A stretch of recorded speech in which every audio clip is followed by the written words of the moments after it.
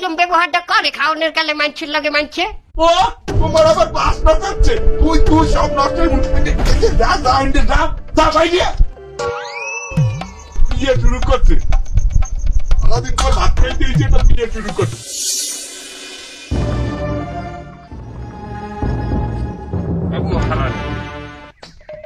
আমি আগেই বলছিলাম রাইতটা খাও না আমার কপালে নাই।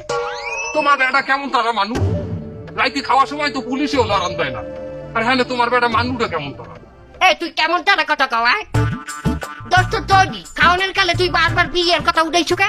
কি হয়েছে এখন? ব্যাপার দোষ আমার?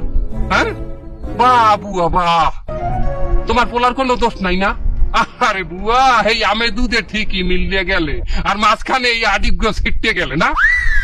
আমি আপনারা এইসব কথা এখন থান্দি, এখন এই শীতের রাইটটা কাটামো কমে এই চিন্তা করেন। এত থামবি অসভ্য ছেড়াটা, খালি কালে কালে বিয়ের কথা উঠায়। এত বিয়ের আউস হচ্ছে কে তোর? তোর জন্যই তো আজ এই অবস্থা। লক্ষ্মী ভাই আমার কথা গ্রহণ। তুই এদা থাকতে তোরে কত কেতে হরিয়ে টানছি। তুই আমার মার পেটের একটু মাত্র ছোট ভাই, তুই এই বুইনেরে দেখবি না? আজকে দিন দে তোর বাড়তে একটু থার ব্যবস্থা হরিয়ে দে। তুমি কি বললা? এই তুমি জানো না, তুমি আমার জন্নার সম্পর্কে জানো না? তুমি তো আমার বিয়ে দিল্লা, হ্যাঁ?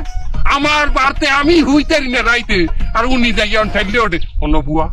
আমার বউ নন্দাই আর হাউরি সহ্যই করতে পারে না। আমি সরি বুয়া, আমি ওভারতে তোমার নিতে পারবো না। লক্ষ্মী ভাই আমার আজ হরমুদা কি কমে জামু, তুই ছাড়া আর কোনো গতি নাই আমাগো। বুয়া ইমোশনাল বান মারবা না, আবেগী বান আমাকে মারবা না। কি মামু, আপনার কি আর মামির টেকনে পারমিশন নেওয়া লাগবে? বুয়া আমি যাইতে লক্ষ্মী ভাই আমার